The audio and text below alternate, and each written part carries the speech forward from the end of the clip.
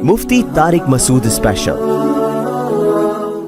तो बिदअत में जब भी इंसान जाता है अपने लिए भी टेंशन और दूसरों के लिए भी टेंशन, और जब भी सुन्नत पे रहता है खुद भी हल्का फुल्का और दूसरे भी हल्के फुल्के। अब निकाह में देख लो, सुन्नत तरीके से निकाह कितना आसान, 4 हो गई हमारी सुन्नत के मुताबिक, बड़े आराम से हो गई। लेकिन अगर हम वो तकल्लुफात करते हैं जो आम तौर पे शादी में लोग करते हैं तो एक पे ही अटक जाते हैं। इतना खर्चा हो जाता कि एक के बाद इतने कर्जे चढ़ जाते कि दूसरी का सोच भी नहीं सकते थे। मेरी जितनी भी शादियां हुई हैं बड़े आराम से अल्हम्दुलिल्लाह हो गई। पहली शादी हुई, लड़की के जो दुल्हन के अब्बा आए और मेरी वालदा, वो पंजाब में थे, हम अपनी वालदा के साथ चले गए। रास्ते से हमने भावलपुर से अपने भाई और भाभी को उठा लिया, वहाँ गए हैं, बस यही बारात थी। हमारा निकाह हुआ और मैं, मेरी वालदा और जोजा बाय एयर आ गए। किस्सा ख़त्म हो गया, शादी हो गई। अगले दिन मैं घूम रहा हूँ, लोग कह रहे हैं मुसाब कल आपका बयान था, आप थे नहीं। मैंने कहा मैं शादी में गया हुआ था। मैंने कहा किसकी? मैंने कहा अपनी। क्या मतलब? अभी तो आप यहाँ थे, आपकी शादी भी हो गई।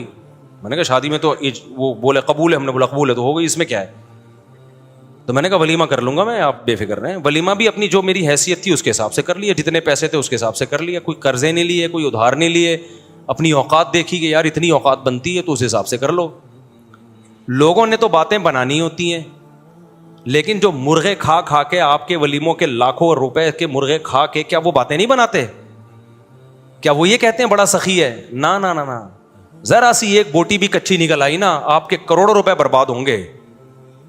और भूल जाते हैं 1.5 हफ्ते 2 हफ्ते बाद कि किसने महंगा वलीमा खिलाया था और किसने सस्ता। मैंने एक चिकन बिरयानी बनवाई थी, बस मेरी गुंजाइश इतनी थी। मैंने कहा इतने आदमी ये बिरयानी, और मना कर दिया कोई लिफाफा नहीं लेके आएगा, क्योंकि लिफाफों का ट्रेंड चल रहा है। लिफाफों में वो लाया तो फिर आप भी लेकर जाओ। अबे भाई लो ही नहीं, ना लेके जाओ ना लो। मना कर दिया कोई लिफाफे शिफाफा नहीं होगा, तमीज से खाओ, पतली गली से निकलो। एक ने कहा बोटियां गली नहीं थी, एक साहब ने कहा सही तरह गली नहीं थी। तो मैंने कहा हमारे बस में जितना गला सकते थे हम गला दिए भाई, यार इससे ज्यादा हमसे नहीं होता था। खाना है खा, नहीं तो पतली गली से निकल। तो फिर दूसरी भी ऐसे ही हो गई हमारी, वहां भी ऐसे ही हुआ। मैं दूसरी में तो कोई था ही नहीं ना, वो तो पकड़े जाते तो पिटते। दूसरी में तो इतने अफराद भी नहीं थे। दूसरी जब हुई है तो मेरे भाई, मेरा छोटा भाई मेरा साथ दे रहा था, 2-4 दोस्त मेरा साथ दे रहे थे। जब निकाह का टाइम था ये भी भाग गए, हाथ पांव इनके कांपने लगे। उन्होंने बोला पकड़े तो पिटेंगे हम, शादी तुम कर रहे हो, पिटेंगे कौन? खानदान में जब पता चलेगा कौन कौन था, तो ये था और वो था, तो हम भी पिटेंगे। अब मैं वहदहू ला शरीका लहू हो गया, उस सेंस में नहीं फतवा लगा दो मेरे ऊपर, इन्हीं अकेला हो गया मैंने 2-4 दोस्त उधार लिए। कभी कहा जाओ यार वो लड़की के अब्बा क्या बोलेंगे, कोई किसी को तो लेके आना। तो हम गए मस्जिद में, हमारा निकाह हुआ। अब रात को रुखसती थी, मैंने घर से शॉर्ट होना था। अम्मा को क्या बताता कहाँ जा रहा हूं। इत्तेफाक से जुमेरात थी, मदनी मस्जिद बेहतरीन काम आती है ऐसे मौके पे, ठीक है ना। अरे मेरा बच्चा माशाल्लाह, बैठ जाओ बेटा, बैठ जाओ मेरा बच्चा। तो जुमेरात को बेहतरीन ऑप्शन था मेरे पास कि जुमेरात है भाई। तो रुखसती में भी हमारी जो ज़ौजा, उनके वालिदैन थे, हम थे, और शायद एक आध महल्ले पड़ोस की जिनको पता था, बस वही थे। बाकी जो हमारे घर वाले थे उनके रिश्तेदार थे। तो ये हमारा हो गया वलीमा। 2 कमरों का, 1 कमरे का मैंने घर लिया था, मेरी औकात यही थी भाई, इससे ज़्यादा मेरी औकात थी नहीं। 1 कमरे का घर मैंने रेंट पे लिया, उसमें 1 किचन 1 वॉशरूम, 2,500 उसका किराया था। मैंने बता दिया ससुराल को फिलहाल मेरी यही औकात है भाई, अगर आपने भेजना है तो इसी में रह लें, जब अल्लाह थोड़ा आमदन अच्छी कर देगा तो उधर अच्छा घर ले लेंगे। उनको भी अल्लाह ने शऊर दिया था, उन्होंने कहा भाई अच्छा रिश्ता, उनके ख्याल में अच्छा रिश्ता था, चलो भाई अल्लाह मदद, तवक्कुल किया अल्लाह पे, तो हमारी शादी हो गई। जैसे जैसे बच्चे होते गए अल्लाह ताला माली वसत भी देता चला जाता है। देखो एक बेहतरीन मिसाल दूँ आपको, जहाँ दरख्त ज़्यादा होते हैं ना बारिशें वहीं होती हैं। क्या ख्याल है? दरख्त खींचते हैं बादलों को। अगर कोई कहे यहाँ दरख्त बारिशें तो होती नहीं, दरख्त कैसे लगेगा? अबे तू लगा तो बारिशें शुरू हो जाएंगी।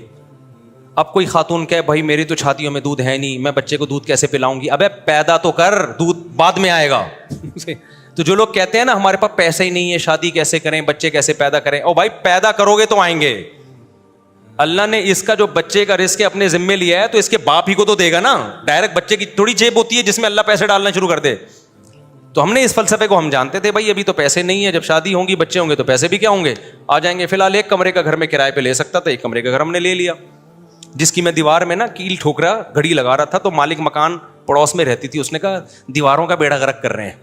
اس کو پتہ نہیں تھا مجھے آواز آ رہی ہے, مجھے ابھی تک یاد ہے, دیواروں کا بیڑا غرق کر رہے ہیں یہ لوگ. ویسے وہ میرا بڑا احترام کرتی تھی, جی مولانا صاحب ہیں, بڑا عزت دیتی تھی مجھے. وہ مالک مکان خاتون تھی, اللہ کرے کہ وہ حیات ہوں, اللہ ان کی برکت دے, اور اگر انتقال ہو گیا تو اللہ مغفرت کرے.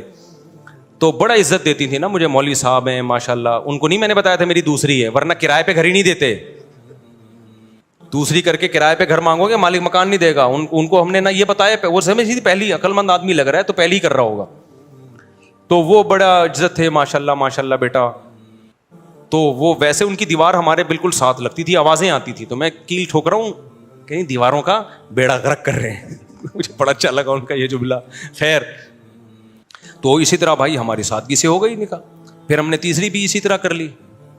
وہ کیسے ہوئی تھی ابھی مجھے ساری شادیاں یاد نہیں ہیں کہ پوری ڈیٹیل, وہ بھی ایسے ہی ہوئی تھی, بلکہ وہ تو اتنی آسان ہوئی تھی. ہم بیٹھے ہوئے تھے تو جو ہماری زوجہ ان کے گھر والے تھے انہوں نے کہا کہ بھائی کیا خیال ہے. پھر مجھے پورا جو ہے نا معلومات لیں کیا آمدن ہے. میں نے کہا بھائی یہ ہماری آمدن یہ ہے ٹوٹل یہ ہے, تو اسی میں 2 ہیں تو اور چل ہی رہا ہے اللہ کا شکر ہے. تو انہوں نے کہا بھائی بندہ, ان کا خیال تھا بندہ صاف بات کر رہا ہے, کوئی 2 نمبری نہیں ہے. تو وہ علماء کا خاندان تھا. وہ کون تھے؟ وہ علماء تھے. تو جب بات طے ہو گئی انہوں نے کہا ہمیں قبول ہے. تو میں جب اٹھ کے جانے لگا تو انہوں نے کہا کہ بھائی ہم مولانا لوگ ہیں, ہم لوگوں سے کہتے ہیں کہ نکاح سادگی سے کرو, آسان بناؤ. تو اب یہ کیا کہ 6 مہینے بعد نکاح ہوگا اور یہ ہوگا, بس جب بندہ پسند ہے نا سب کو. انہوں نے کہا ہاں بھائی نکاح پڑھاؤ یار. میں ایک سول ڈریس میں تھا, یعنی ویسے جب بھی میری شادی ہوئی ہے سفید کپڑے نیل لگا کے, پگڑی نیل لگا کے, اتنا اہتمام میں نے کیا. یہی حلیے میں گیا ہوں, کبھی کوئی اچکن شیروانی الگ سے, سینڈل الگ سے, ٹوپی پگڑی میں نے جب بھی شادی ہوئی ہے خریدے نہیں ہے. لیکن اس دفعہ تو میں اس ڈریس میں بھی نہیں تھا. تو انہوں نے کہا نکاح پڑھاؤ. میں نے کہا قبول ہے بھائی پڑھا دو یار, ہمیں تو, مجھے تو بہت اچھا لگا یہ جملہ سن کے. تو پھر وہ ہوا کہ انہوں نے وہی مولوی صاحب ان کو بلایا, بھائی ادھر آؤ. اچھا وہ جن مولوی صاحب کو بلایا نا وہ بڑا دلچسپ واقعہ ہے. وہ جن مولوی صاحب کو بلایا ان سے میری 3-4 سال پہلے, یعنی یہ شادی جو ابھی ہونے جا رہی تھی اس سے 3-4 سال پہلے بحث ہوئی تھی 2-3 شادیوں پر. وہ تبلیغی جماعت کے تھے. اب پورا نہیں بتاؤں گا میں کون تھے, وہ چھوڑو, پھر وہ آپ سمجھ جائیں گے, مناسب نہیں ہے. میری بڑی بحث ہو رہی تھی کہ اس زمانے میں 3 شادیاں کرنی چاہیے. وہ کہہ رہے تھے نہیں 1 کرنی چاہیے. اس پہ بڑی ہماری نا 1 گھنٹہ ڈیبیٹ ہوئی کہ نہیں 2 نہیں کرنی چاہیے. کیا ہوا, فون کر کے جب بلایا نا تو وہی نکلے. ابے انہیں کہا تیری شادی ہو رہی ہے ہمارے ہی خاندان میں. ابے تو بڑا ہوشیار نکلا, ہمیں سمجھا رہا تھا اور ہمارے خاندان میں گھس گیا. پھر بڑا خوش ہوئے, بڑی شاباش دی. خیر نکاح پڑھایا انہوں نے. میں سمجھا پا رہا ہوں اپنی بات. تو ہر شادی ہماری اسی طرح ہوئی ہے. تو اس طرح سے 4 ہو سکتی ہیں جس طرح سے آپ لوگ کر سکتے ہو. ایک شادی کمر توڑ دیتی ہے آپ کی, اس میں اتنا خرچہ, قرضے چڑھ جاتے ہیں آپ کے اوپر. پھر اس کے بعد آپ پہلے ان قرضوں کو اتارنے میں اتنا ٹائم لگتا ہے, پھر آپ کی جوانی کا بہترین حصہ وہ سارا ضائع ہو جاتا ہے, جو پیسہ آپ بچا کے کسی اور اچھے کام میں استعمال کر سکتے تھے. لوگ کہتے ہیں اچھا رشتہ نہیں ملتا ہمیں اس کے بغیر. اور بھائی بہت سے لوگ اچھے ہیں, آپ کو فری میں بھی مل جائیں گے. وہ سمجھ رہے ہو کہ نہیں سمجھ رہے؟ یعنی اچھے خاندان کے لوگ ہیں جن کو اچھا بندہ چاہیے ہوتا ہے تو وہ مل جاتا ہے ان کو. تو میں یہ کہہ رہا تھا, دیکھو جو تکلفات میں, چاہے وہ ربیع الاول کے تکلف ہوں, بدعتوں کے تکلف ہوں, جو تکلفات میں پڑا اپنا بھی نقصان اور سامنے والے کا بھی نقصان. جو تکلفات سے بچ گیا خود بھی مزے میں اور سامنے والا بھی مزے میں. ایک آخری بات کر کے بات کو ختم کرتا ہوں. آج کل ڈاکٹر دودھ پینے سے بہت سختی سے منع کر رہے ہیں. بھائی یہ انجیکشن والا دودھ ہے. کل بھی ایک بندہ آیا اور بھئی یہ پاؤڈر کا دودھ, یہ ڈبے وبے کے تو سارے بیکار ہیں. کوئی کتنی ڈبے کے دودھ کی تعریف کرے نا تو کبھی بھی متاثر نہ ہو, اور یہ ہیں اور فلانا ہے. کل ایک صاحب میرے پاس آئے, کہنے لگے اب کیا کریں, خالص دودھ کہاں سے پئیں. میں نے کہا بکری پال لے. میں نے کہا بکری پال لے نا, چھت پہ پال لو مٹی ڈال کے. نہیں بھائی ایکچولی میں نے کہا جو تکلف میں پڑ گیا وہ صحت کا بیڑا. میں نے کہا پھر ایکچولی کرتے رہو, خریدو. ڈبے سے پھر بھی گوالے کا بہتر ہے, لیکن آپ ذرا صفائی کا انتظام تو جا کے دیکھو نا. آپ کا کیا خیال ہے یہ جو گوالے دودھ نکالتے ہیں پہلے صابن سے 3 دفعہ ہاتھ دھوتے ہوں گے یہ ہیں, پھر گائے کے تھنوں کو ڈیٹول سے دھوتے ہیں, پھر اس کے بعد جو گائے پیشاب کر رہی ہے تو بالٹی کو ڈھک دیتے ہیں کہ پیشاب کی چھینٹیں نہ چلی جائیں. میں نہیں کہہ رہا یہ ناپاک ہوتا ہے, وہم کرنے کی ضرورت نہیں ہے, لیکن نظافت بھی تو کوئی چیز ہوتی ہے نا. پھر یہ اس کو ایسا چارہ کھلا رہے ہیں جو بالکل آرگینک ہو تاکہ دودھ بھی کیا نکلے, آرگینک. پھر وہ دودھ بڑے اہتمام سے لا کے سجا کے دکانوں میں, اور اس میں پانی بھی نہیں ملایا جا رہا, پاؤڈر بھی نہیں, کیمیکل بھی نہیں, کیونکہ دکان والے کو پتہ ہے کہ اگر میں نے کیمیکل ملایا قیامت کے دن میں الٹا لٹکاؤں گا. کتنا نیک ہوتا, اور ہماری قوم اتنی نیک ہوتی تو ملک کے یہ حالات ہوتے. سارے گوالے غلط نہیں ہوتے, اچھے بھی ہوتے ہیں, لیکن بھائی جو ملک کے حالات چل رہے ہیں نا, جب یہ دودھ گھر میں لاؤ گے تو چھانو گے نا اس کو تو مینڈک نکلیں گے اس سے.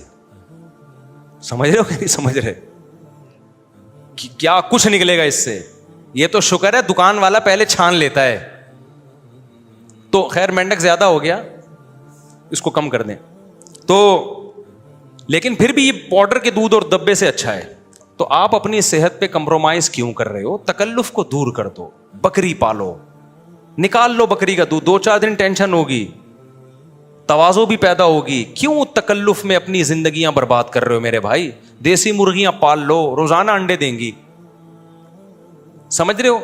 آج کل تو ڈاکٹر دیسی مرغیوں کی ترغیب دے رہے ہیں کہ بھائی دیسی انڈا ایک کھا لینا وہ فارمی 3 سے بہتر ہے. اور کچھ چیزیں تو دیسی انڈے کی زردی میں ایسی ہیں جو فارمی انڈے میں جو ڈاکٹر کہتے ہیں ہوتی نہیں ہیں. لیکن آپ مرغی نہیں پالو گے کیونکہ آپ کی پرسنالٹی کیا ہوتی ہے, اس سے خراب ہوتی ہے. آپ 3 پیس سوٹ اور ٹائی پہننے کے عادی ہو, آپ کو آفس میں ورک کرنا ہے, آپ کے پاس ٹائم نہیں ہے اصل میں ایکچولی. تو کھاؤ, ڈبے پیو, برگر کھاؤ. اور پھر مجھے وہ شعر یاد آتا ہے اکبر الہ آبادی کا, وہ شعر سنا کے اپنی بات ختم کرتا ہوں. جب انگریز آیا نا تو یہ تکلف والی زندگی انگریز کے آنے کے بعد شروع ہوئی ہے, جو آج ہمیں ان چیزوں سے منع کر رہا ہے. لیکن ان چیزوں میں ڈالا کس نے ہے؟ انگریز نے ہی ڈالا ہے. ڈبل روٹی مسلمانوں کا کلچر نہیں تھا, پیزا مسلمانوں کا کلچر نہیں تھا, چائے مسلمانوں کا کلچر نہیں تھا. یہ ساری چیزوں پہ ڈالا ہمیں کس نے ہے؟ انگریز نے ڈالا ہے. اب وہی کہہ رہا ہے کہ یہ صحت کے لیے نقصان دیں, صحت کے لیے نقصان دیں. تو اکبر الہ آبادی کا بیٹا ہو گیا تھا, وہ بھی مسلمانوں کے تہذیب سے ہٹ کے نا انگریزوں کے گن گاتا تھا. تو انہوں نے ایک شعر کہا اپنے بیٹے کو, اپنی وہ کیا ہے, چھوڑ لٹریچر, اپنی ہسٹری کو بھول جا, شیخ و مسجد سے تعلق قطع کر اسکول جا. یعنی مسجد میں مولانا صاحب کیا کہہ رہے ہیں چھوڑ دے, اپنا اسلامی لٹریچر پڑھنا چھوڑ دے, اسکول جایا کر بس. چھوڑ لٹریچر, اپنی ہسٹری کو بھول جا, شیخ و مسجد سے تعلق قطع کر اسکول جا. 4 دن کی زندگی ہے, کوفت سے کیا فائدہ, کھا ڈبل روٹی, کلر کی کر خوشی سے بھول جا. مسلمان کلر کی نہیں کرتے تھے, جاب نہیں کرتے تھے, مسلمان سارے تاجر ہوتے تھے. آج بھی آپ دیکھیں جو قوم اسکولوں میں نہیں گئی وہ بڑے بڑے کروڑ پتی ہیں, تاجر ہیں وہ. میں اسکول میں جانے کے مخالف نہیں ہوں کیونکہ صرف پیسہ ہی سب کچھ نہیں ہوتا, نالج بھی چاہیے ہوتی ہے انسان کو. لیکن آپ کوئٹہ میں دیکھ لیں, پشاور میں دیکھ لیں, افغانستان میں دیکھ لیں, ارب پتی تاجر ملیں گے آپ کو. جاپان میں تجارت, ترکی میں تجارت, میں دنیا میں جہاں جاتا ہوں کوئٹہ کے تاجر ملتے ہیں. افغانستان کے جو اسکول میں ایک دن نہیں پڑھے ہوتے. ایک ترکی میں مجھے تاجر ملا جو سواس سے قیمتی پتھر لے کر آیا ہوا تھا, صحیح ہے نا, حالانکہ پڑھنا نہیں آتا اس کو, ایسے ایسی کروڑوں میں کھیل رہے ہیں وہ. مسلمان تھا, بزنس مین. انگریز نے کیا لگا دیا, انگریز کو فیکٹریوں کے لیے کلرک چاہیے تھے, آفس کے لیے, اور تو اس نے کہا کہ یہاں سے پڑھو اور آپ کیا کرو, میرے ہاں جاب کرو, میں آپ کو اتنی تنخواہ دوں گا, 3 پیس سوٹ ٹائی میں آیا کرو. وہ دیکھو بزنس مین پاجامہ پہن کے جا رہا ہوتا ہے, شلوار یہاں اس نے رومال یہاں لٹکایا ہوتا ہے, شکل سے پڑھا لکھا نہیں لگ رہا. خیر, اب کیا ہوا کہ مسلمانوں میں یہ کلچر آیا تو وہ بھی اسی کے عادی ہو گئے. اب نتیجہ نکلا کہ بھائی مرغی نہیں پالنی, ہماری وہ کیا ہوتی ہے, اس سے انسلٹ ہوتی ہے, لوگ کیا کہیں گے, مرغی پال رہے ہیں, یہ بکری پالی ہوئی ہے. تو صحت اور نیچر وہ آپ کے نخروں سے متاثر نہیں ہوتی. اگر آپ کے پاس آرگینک دودھ پینے کا انتظام نہیں ہے تو ایسا نہیں ہوگا کہ ڈبے میں آپ کو وہ چیزیں مل جائیں جو گائے میں ہیں. یہ نہیں ہو سکتا کہ آپ کے پاس ٹائم نہیں ہے. فطرت تو فطرت ہے نا, وہ تھوڑی چینج ہوگی. اگر آپ کے پاس دیسی مرغی پالنے کا ٹائم نہیں ہے تو یہ نہیں ہو سکتا کہ فارمی انڈا دیسی انڈے کا اللہ متبادل کر دیں. تو یا تو پال لو, یا جس نے پالا ہوا ہے اس سے خرید کے پی لو. سمجھتے ہو کہ نہیں سمجھتے؟ بہت سے لوگ ہیں پال رہے ہوتے ہیں لیکن ان پہ اعتماد ہو تو وہاں سے جا کے خرید لیا کرو. تو یہ کرنا پڑے گا آپ کو. تکلف سے جتنا اپنے آپ کو آزاد کرو گے اتنا اللہ آپ کو صحت بھی دے گا, مینٹلی صحت بھی ہوگی اور جسمانی صحت بھی ہوگی اور ٹینشن فری لائف ہوگی. اور جس نے تکبر کی چادر اوڑھ لی کہ میری یہ شان نہیں ہے اور میں یوں اور میں یوں, تو خود ہی وہ ڈپریشن سے تھوڑے دنوں میں مر جائے گا. میں جو کرتا رہتا ہے نا تو وہ کسی کام کا نہیں رہتا. ہمارے نبی کی سیرت دیکھو کیسی سادہ تھی. تو سادہ زندگی کی عادت ڈالو. سمجھتے ہو گے نہیں سمجھتے؟ اللہ تعالیٰ سمجھنے کی, عمل کرنے کی توفیق عطا فرمائے. یہ سوال کے جواب میں بعد میں دوں گا.